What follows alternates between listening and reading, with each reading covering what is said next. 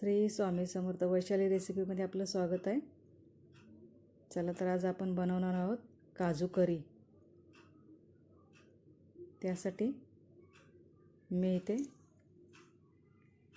कढईमध्ये थोडं तेल टाकून घेतले, त्याच्यामध्ये काजू भाजून घेते थोडेसे। मी एका माणसाचीच बनवते, त्याच्यासाठी मी इथे घेतले 2 टोमॅटो, कोथिंबीर, 2 कांदे, लसूण आणि अद्रक आहे आणि हे भिजवलेले काजू आहे। हे सगळ्यांचं कापून भाजून वाटण करून घेणार आहे आणि हे तळलेले काजू आपण भाजीमध्ये घालणार आहोत। तर चला तर मग कांदा भाजून घेऊया। लालसर होईपर्यंत कांदा भाजून घेऊया। मी लसूण ॲड केला त्याच्यामध्ये,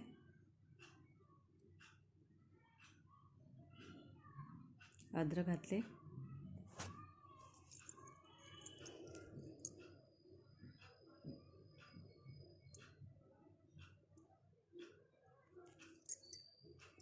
चला तर आपण ह्याच्यामध्ये टोमॅटो आणि कोथिंबीर ॲड करूया।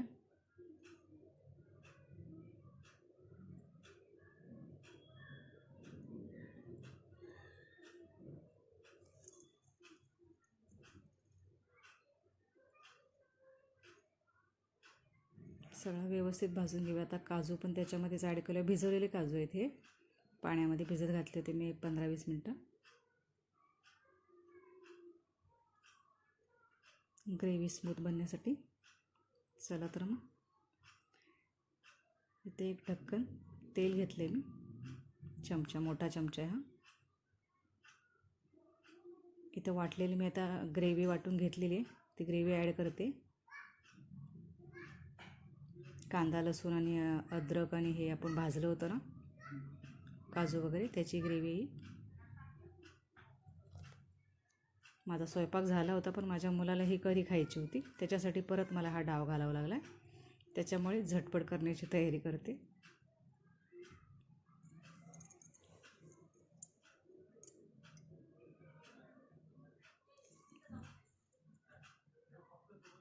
हळद ॲड करते, गरम मसाला, धनिया पावडर,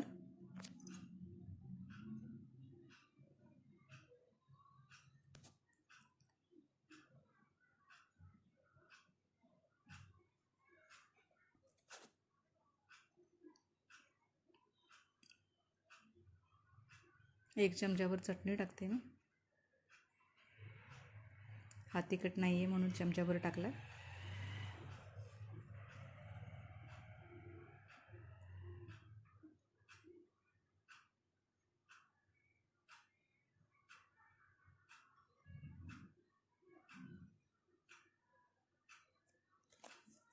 चला आता एकजीव करून तो हलवून घेऊया। आता आपण त्याच्यामध्ये भाजलेले काजू टाकूया।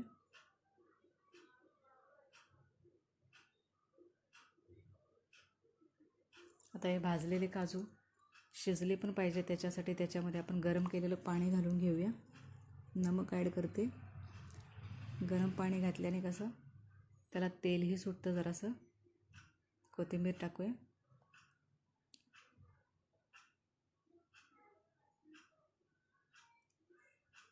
हे गरम पाणी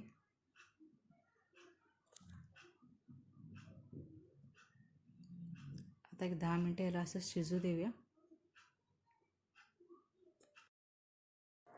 तयार झाली आपली रेसिपी। तर कशी वाटली रेसिपी मला लाईक, कमेंट आणि सबस्क्राईब करून सांगा। थँक्यू।